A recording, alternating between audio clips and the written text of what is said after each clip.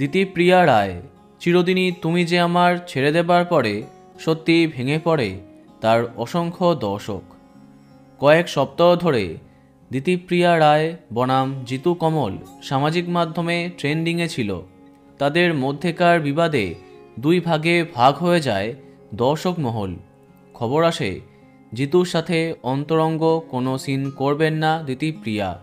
এমন অবস্থায় ধারাবাহিক ছেড়ে দেবার সিদ্ধান্ত নেন জিতু কমল। কিন্তু দর্শকের বিরোধের জেরে আবার জিতুকে ফিরিয়ে এনে মিটিংয়ের আয়োজন করা হয়। কিন্তু ততক্ষণে দিতিপ্রিয়া সিদ্ধান্ত নিয়ে নেন মেগা ছেড়ে দেবার। এবার রাতারাতি দিতিপ্রিয়ার পরিবর্তে নতুন অপর্ণা হয়ে আসেন নবাগতা শিরিন পাল।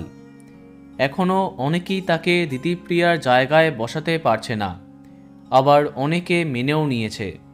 কিন্তু এবার সত্যি মুখ খুললেন দিতিপ্রিয়া। কিভাবে তার এখন দিন কাটছে, কেন ছাড়লেন মেগা। ধারাবাহিক ছাড়া নিয়ে কোনো মন্তব্য না করতে চাইলেও আনন্দবাজারকে অভিনেত্রী জানিয়েছেন, আগামী 1 মাস নিজেকে সব কিছুর থেকে অনেক দূরে রাখতে চাই। ঘুরতে ভালোবাসি, ইচ্ছে আছে দূরে কোথাও ঘুরতে যাব।